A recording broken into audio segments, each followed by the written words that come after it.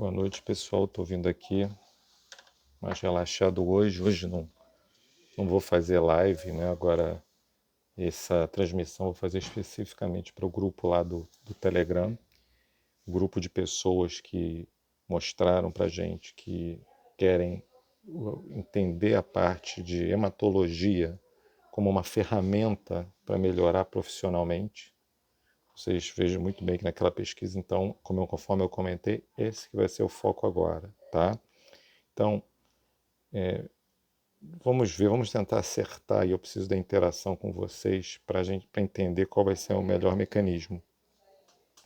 Vou começar falando rapidamente, então, de uma forma geral, como que a gente vê a anemia microangiopática. Eu mostrei para vocês há 2 dias atrás, vocês podem voltar no grupo do Telegram, no canal do Telegram, um sangue periférico em que a grande maioria acertou. Entre as opções tinha anemia falciforme, anemia ferropriva, anemia hemolítica e eu não tenho a menor ideia. E para minha surpresa e para minha gratidão, vocês acertaram. É uma anemia hemolítica. O que é surpreendente é que vocês terem acertado e a votação ter sido em anemia falciforme ser tão pouca.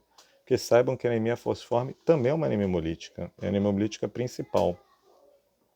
Então, o que caracteriza a anemia microangiopática? A anemia microangiopática vai ser caracterizada exatamente por aqueles fragmentos de glóbulos vermelhos que aparecem. Vocês podem voltar lá no canal, darem uma olhadinha naquelas hemácias em capacete, tem outras hemácias rompidas, tipo fantasminhas, que recebem o nome de esquizócitos, tá?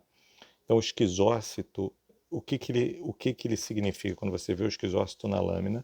Basicamente, o que está acontecendo é uma coagulação intravascular a nível de capilares, principalmente, tá? Vasos pequenos. Então, está sendo formada uma malha de fibrina a nível dos capilares e essa malha de fibrina, perdão, ela está fazendo com que as hemácias se rompam quando elas passam através dessa malha, tá?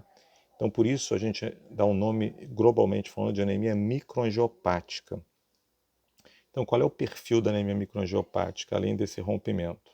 Então, a gente tem que ter toda a constelação de sinais de hemólise, que são aumento dos reticulócitos das células jovens têm que ser pedidas junto com esse padrão. A gente tem que ter uma bilirrubina indireta aumentada, normalmente LDH ou DHL, para o pessoal de São Paulo, a desidrogenase lática, muito elevada, e a aptoglobina, que é uma proteína que ela é internalizada quando ela é um grande caminhão de lixo de destruição das hemácias, a aptoglobina cai muito, muitas vezes chega a ser indosável.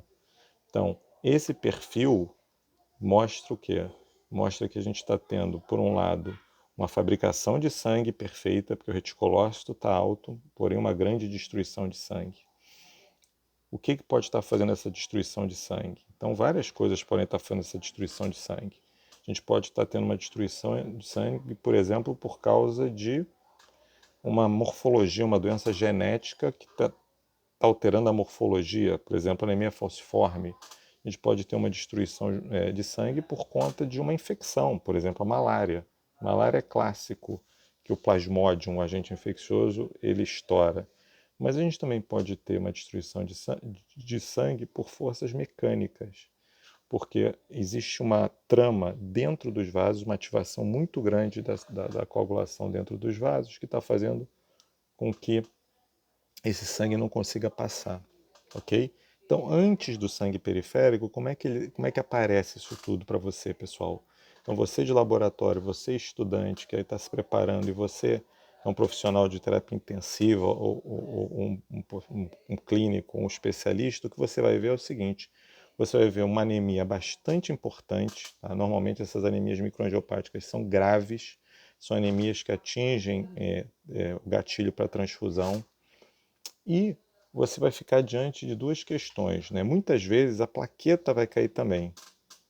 E aí vocês vão lembrar um pouquinho do que eu tenho falado sobre o coronavírus, né? Algumas manifestações do coronavírus. Então, tem duas possibilidades aí. Existem algumas dessas doenças que concorrem com grande ativação plaquetária, tá? Então, são as microangiopatias trombóticas. quais os dois grandes exemplos. A gente tem duas doenças que são muito importantes nesse grupo. Uma é chamada PTT, outra é chamada uma síndrome hemolítica urêmica, que não vou falar agora aqui. Se vocês quiserem, vocês me peçam, a gente fala numa outra hora. PTT, síndrome hemolítica urêmica, que basicamente existe uma ativação muito grande plaquetária, a plaqueta ativa, e aquilo faz a malha e rompe a circulação, ok? Isso é o que acontece nessas trombóticas. Clinicamente, os pacientes podem ter anemias, laboratorialmente, melhor dizendo, anemias graves, plaquetas muito baixas, esse sangue periférico totalmente rompido, e lesões de órgão-alvo, como por exemplo insuficiência renal, você pode ter acometimento neurológico, é uma doença bastante grave e tem que tomar muito cuidado no caso da PTT e hemolítica urêmica, porque transfusão de plaqueta pode piorar a situação. Por outro lado, você tem uma situação chamada coagulação intravascular disseminada, que essa sim, ela normalmente acontece no doente crítico, está descrito para coronavírus, uma ativação muito grande da coagulação e que pode simular esses quadros, mas em geral essa ativação de coagulação é tão grande, é muito maior do que a ativação plaquetária, que é o caso das trombopatias trombóticas, a PTT e a hemolítica urêmica, que os exames de coagulação vão ficar alterados. Então, se vocês tiverem como ver hemograma, exames de hemólise, exames de coagulação como TAP, PTT, fibrinogênio e dedímero, você consegue mapear toda a situação. Então, se você tiver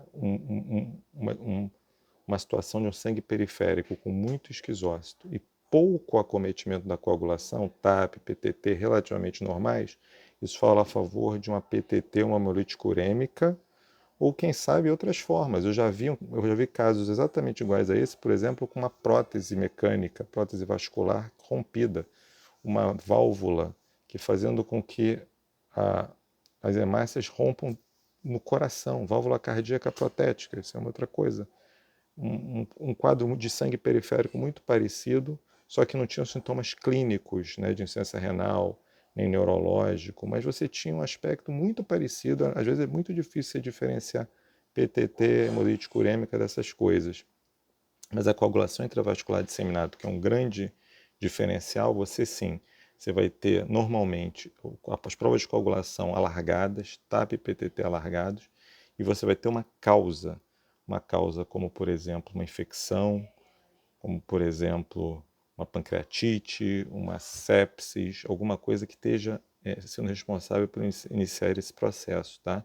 É muito importante esse tipo de correlação, né? Hemograma, olhar o sangue periférico para ver o esquizócito, não ver a plaqueta, é outro detalhe, você vê o esquizócito, não vê a plaqueta, você vê aquelas células vermelhas grandes que aparecem lá na foto, que é o reticulócito, gerando policromatofilia, ok?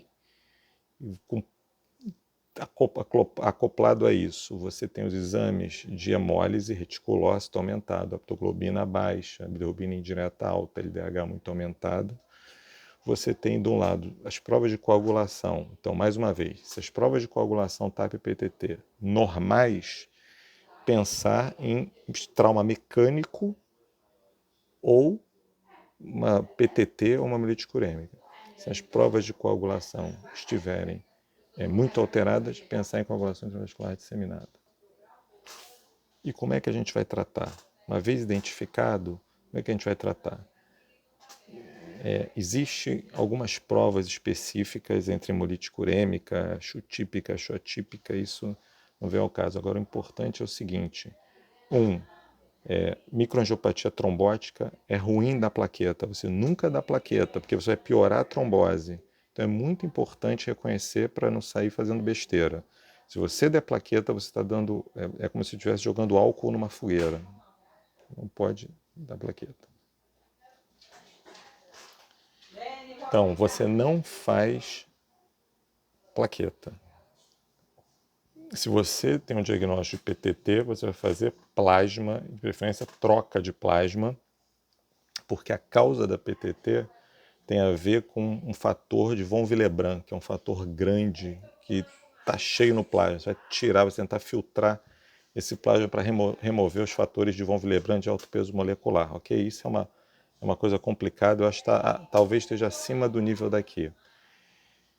Se você tiver uma hemolítica urêmica, esse doente tem que ir para diálise, é uma doença difícil, medicamentos são caros. E se você tiver coagulação intravascular disseminada, já no caso de uma coagulação intravascular disseminada, a situação é menos clara, você tem que tratar a manifestação da doença e você, no caso, tratar as manifestações. Se o paciente está sangrando, você tem que fazer plasma. Se a questão é plaquetária, talvez você tenha que transfundir. É uma situação muito mais relacionada a uma doença de base, ok? Então, no geral, é assim que nós vemos a microangiopatia trombótica. Então, a gente tem que ter uma boa cabeça, a gente tem que sempre pensar nisso. Todo mundo fala, né, os mestres falam que só diagnostica quem PTT quem pensa nela, tá? Isso é muito importante, tá? Então, eu espero que vocês tenham gostado. Comentem no anexo, compartilhem. Vamos aumentar o nosso engajamento, pessoal. Um grande abraço.